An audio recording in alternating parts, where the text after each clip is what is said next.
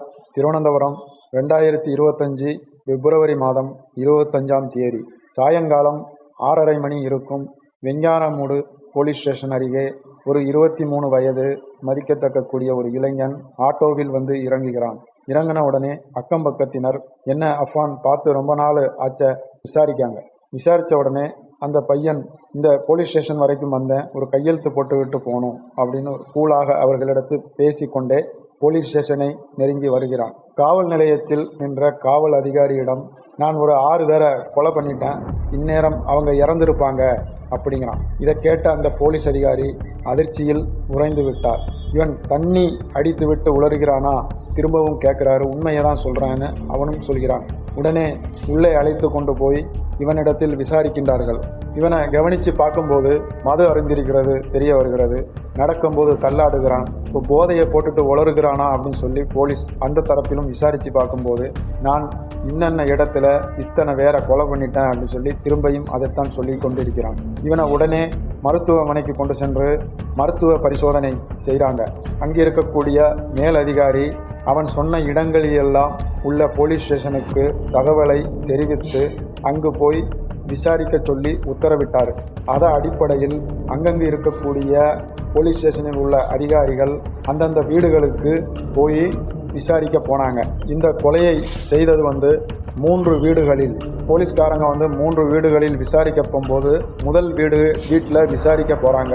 அங்கே போகும்போது தான் தெரிகிறது அது இவனுடைய சொந்தக்காரர்கள் என்று. முதல் வீட்டுக்கு போனது அது இவனுடைய வீடை பூட்டி இருந்தது. கதவை உடைத்து உள்ளே போன போலீஸ்காரர்களுக்கு மிக பெரும் அதிர்ச்சி அங்கு காத்திருந்தது. ஹாலில் ஒரு சிறுவன் ஸ்கூல் யூனிஃபார்மில் இறந்து இரத்த வெள்ளத்தில் கிடப்பதை பார்த்தார்கள்.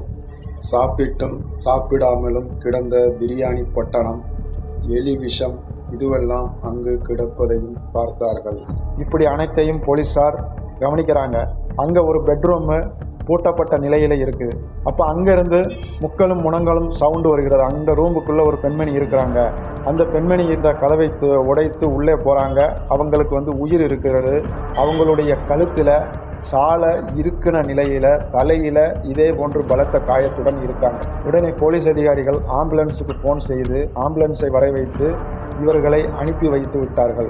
இவன் 6 பேரை கொலை செய்து விட்டேன் என்று சொல்லும்போது வேற யாரையோ கொலை செய்து போலீஸ் விசாரிக்க சென்றபோதுதான் தெரிந்தது அவர்கள் அனைவருமே இவனுடைய குடும்பத்தார்கள் என்று. பாசத்திற்குரிய தம்பியையும் அம்மாவையும் பெரியப்பாவையும் பெரியம்மாவையும் அப்பாவுடைய அம்மாவையும் கொன்றிருக்கிறான் என்று. இந்த படுபாதக செயலை எதற்காக செய்தான்? அதனுடைய மோட்டிவேஷன் என்ன? அன்றைக்கு கேரளாவில் சாயங்காலம் ஹாட் டாபிக் இதுதான். அனைத்து டிவி சேனல்களிலும் சாயங்காலம் பத்திரிகைகளிலும் யூடியூப் சேனல்களிலும் செயலை எதற்காக இவன் செய்தான்? காரணம் என்ன? இவன் போதைக்கு அடிமையானவனா அல்லது மனநிலை குன்றியவனா என்று பல விதத்திலும் பேசத் தொடங்கிவிட்டார்கள். அன்றைக்கு நடந்த சம்பவம் 25ஆம் தேதி காலையில் 11 மணி இருக்கும். அடுப்படியில் வேலை செய்து கொண்டிருந்த அம்மாவிடத்தில் பணம் கேட்டிருக்கிறான். அம்மா பணம் தர மறுத்ததால் கழுத்தில் இருக்கக்கூடிய சாலை வைத்து நெரித்து மூச்சு திணற செய்து கீழே விழ வைத்திருக்கிறான். விழுந்தவுடனே அந்த தலையை தரையில் முட்டி மூச்சு பேச்சு இல்லாமல் ஆனவுடனே இவன் அவர்கள் இறந்து விட்டார்கள் என்று நினைத்து ரூம்புக்குள்ளே போட்டு அடைத்து விட்டு வீடையும் பூட்டிவிட்டு போய்விட்டான். போனவன் பாட்டியினுடைய வீட்டிற்கு போயிருக்கிறான். போகும் வழியில் ஒரு சுத்தியலை வாங்கி கொண்டு போயிருக்கிறான்.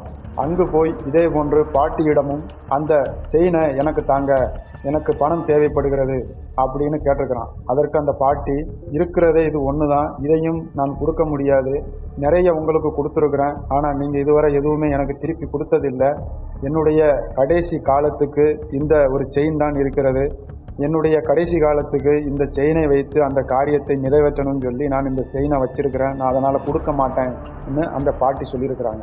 இவன் உடனே ஒளித்து வைத்திருந்த அந்த சுத்தியலை எடுத்து அவர்களுடைய தலையில் சராமாரியாக அடித்து கொலை செய்துவிட்டு அந்த செயினை எடுத்துக்கொண்டு அடமான கடைக்கு போய் அடகு வைத்து விட்டு பணத்தையும் எடுத்துக்கொண்டு பிறகு அங்கிருந்து ஒரு 6 கிலோமீட்டர் பயணம் செய்து பெரியப்பாவிடம் போயிருக்கிறான். பெரியப்பா சாதாரணமாக வீரனுடைய முன்பில் சேரில் அமர்ந்து கொண்டு இவனை வரவேற்றி பேசி கொண்டிருக்கும் போது பெரியம்மாவும் வந்திருக்காங்க.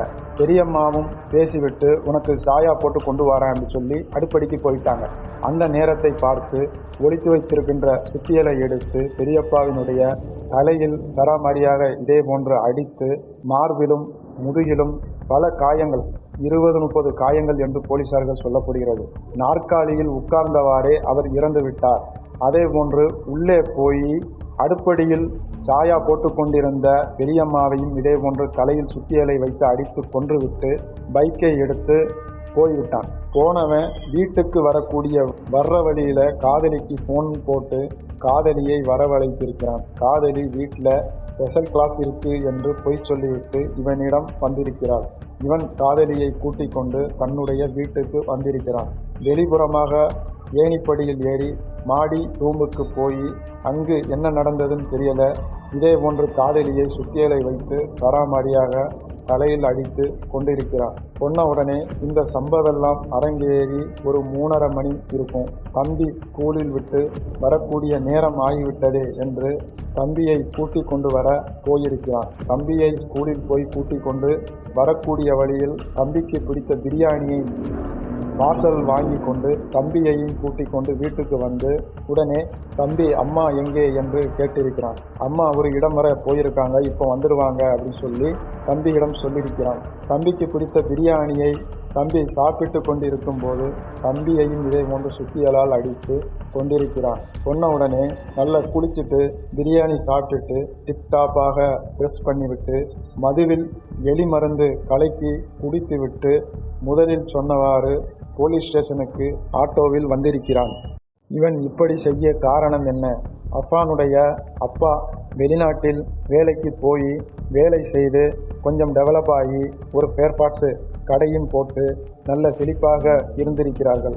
அப்போது நல்ல காசு பணம் புரளத் தொடங்கி நல்ல செலவு செய்யக்கூடிய ஒரு குடும்பமாக இருந்திருக்கிறதை பார்க்கிறோம். அப்படி இருந்து கொண்டு இருக்கும்போது கொரோனா வந்த பிறகு அந்த வியாபாரம் கம்மியாகி கடன் என்கின்ற ஒரு சுமைக்கு தள்ளப்பட்டிருக்கிறாரு இவருடைய அப்பா. அப்போது அப்பான் காலேஜ் படித்து கொண்டிருக்கும் போது அந்த படிப்பை பாதியிலே நிறுத்த வேண்டிய ஒரு சூழல் ஏற்பட்டது. வெளிநாட்டில் அப்பா பார்ட்னரில் வியாபாரம் செய்து கொண்டிருந்தார். அப்போ அந்த பார்ட்னரு என்னை இவன் ஏமாற்றி விட்டான்னு சொல்லி பார்ட்னர் இவர் மேலே கம்ப்ளைண்ட் கொடுக்க போய் அந்த காசை கட்டிவிட்டு தான் ஊருக்கு போக முடியும் என்று சொல்லி ஊருக்கு வர முடியாத ஒரு சூழல். அவர் ஊருக்கு வந்து 8 வருடங்கள் ஆகின்றது இந்த சம்பவம் நடக்கும் வரை.